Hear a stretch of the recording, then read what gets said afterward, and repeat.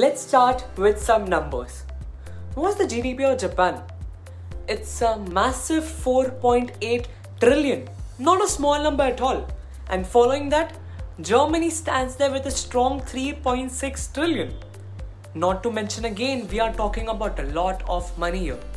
Now if I tell you, there is a company so big that it holds more assets than the GDPs of all the countries in the world and is just short by the USA and China. The company is so powerful that it affects every single aspect of our lives. And even if we want, we cannot stop giving them our money. The fact is scary, but unfortunately it's true. The company is BlackRock with 10 trillion USD in assets under management as of January 22. There's plenty on the table, so let's have a look at it one by one. But before we do that, we have our sponsor today, Love, Empathy and Project Management, making use of storytelling, real life scenarios and visual representations. The book makes use of project management quite intriguing. Now BlackRock is by far the biggest asset management company in the world. They own stocks, businesses, real estate and a ton of other things. Naturally, the major goal is to increase profit for them and their stockholders. They have a stake in nearly everything, and by everything I mean literally everything. I'll tell you how. The 7 largest banks in America as of now, you can see on the screen. The chances are, if you're an American, you acquire loans, conduct your banking, have investments or have a pension fund.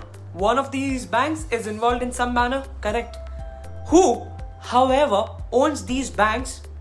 BlackRock does. In one way or another. All 7 of these banks have BlackRock as either the top stakeholder or one of the largest shareholders. Therefore, if you are a member of the mainstream American banking system, it is likely that you are dealing with BlackRock. You just cannot escape. You have different banks to choose from, but yet you got no choice. However, if you don't reside in the United States and feel a little safe, let me bring this sad news that you are wrong. BlackRock probably has access to you as well. For instance, BlackRock is the sole shareholder and owner of shares in each of the 4 largest Australian banks. BlackRock has hands on everything. It's them moving all the strings, whether you can see them or not. German Postal System, Commerce Bank, Deutsche Bank in Germany, followed by Lloyds Bank in the UK. BlackRock is a stakeholder in all of them. And there is nearly no country in Europe where BlackRock stock ownership isn't in. There is at least one bank or financial institution in every country.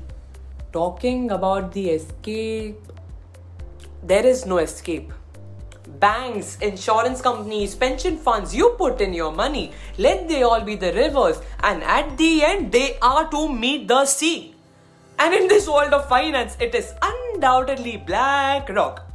Therefore, it doesn't really matter where you invest your money because it will eventually make its way to BlackRock in some way, shape or form. In order to capture as much of the real estate, it has been alleged that BlackRock and pension funds are paying up to 50% more than the asking price for single family houses in locations like America. Consequently, real estate prices will skyrocket, which will make it harder for regular people like you and I to afford those properties. To safeguard the actions, media outlets like Vox will compel you to believe that it is all because of the housing market problems and nothing more. Please don't worry. But one thing we are unaware is that BlackRock owns a part of Vox by owning the part of its parent company Comcast. BlackRock is one of Goldman Sachs' top shareholders, and Vox is sponsored for a very long time by Wall Street bank Goldman Sachs. Well, coming to the conclusion, BlackRock may be regarded as a sponsor of Vox given that it owns a portion of Goldman Sachs. BlackRock defies the whole idea of competition and diversity within a business. In short, we can seriously say that it literally has hands on everything. Well, let's take Coca-Cola for example, arguably the largest drink manufacturer in the entire world. And yes, BlackRock owns a huge portion of Coca-Cola too. Well, what about Pepsi, Coke's prime rival? They have been in drink wars for years continuously, arguing over which is superior. So no conflict of interest would exist, right? But no. Of course, BlackRock is also among the biggest PepsiCo shareholders. But Tanay, what about the news? Yes, I'm pretty sure you might think there's a huge diversity in the media. But have you ever looked into who owns the media? I don't think I need to answer this question. The ongoing conversation has made it quite evident. It truly doesn't matter what political spectrum you identify with or which news outlet do you believe to be more rival, because it is likely that BlackRock owns a chunk of one of these media organizations. The New York Times, CNN, Fox News, the New York Post, NBC, ABC, Sky News, The Sun, and countless others. Estimations suggest that about 90% of the media consumed on a daily basis is one way or another owned by BlackRock and Vanguard. The company owns a huge chunk of the planet and there's no denying it. No industry exempted from its management and control. Are you really aware of BlackRock before? Did you know its name? Let me know in the comment section. And now, with great power comes great responsibilities. So how is BlackRock going along with that? Unfortunately, not so well. What if I tell you BlackRock is the major investor in fossil fuels on this planet? When under pressure, corporations reduce their holding in fossil fuels. But Lawrence Fink, BlackRock CEO, scraps the idea by saying there are better ways to fight climate change. Really? It is the principal source of funding for the eradication of the world's forests and ecosystems, especially Amazonian deforestation. BlackRock funded Golden Verolium is a palm oil corporation that has wreaked havoc on the inhabitants of Liberia's jungle border. Due to their own financial management system called Aladdin, BlackRock probably still has access to your personal information even if your bank or pension fund does not directly fund them. It is all about balance. A little here and there and the things become catastrophic. Unfortunately, the weight is more on the undesirable side and we have to deal with it. What makes it the leading asset management company in the world? It's the asset managers. Asset managers are hired by asset owners for investments on their behalf.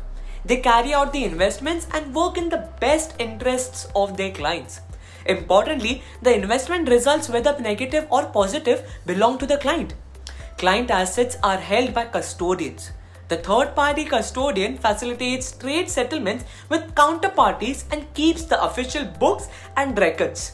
As a result, asset managers don't have access to or physical control over their client assets.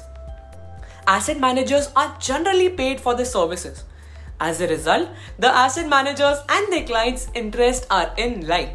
This fee structure generates a more stable income stream than that of a transaction-oriented financial institution. A giant with tremendous power. But what attracts people to it? Profits and lower risks. It's the state-of-the-art proprietary risk analysis technology. Today, BlackRock's portfolio managers have access to proprietary technology that helps them make better judgments. These tools can evaluate individual stocks, group assets into one portfolio and assess the risk factors of that portfolio in relation to an index or other pertinent benchmark. Thank you so much for sticking with me this long. I hope this video was quite informative, and until next time, bye-bye.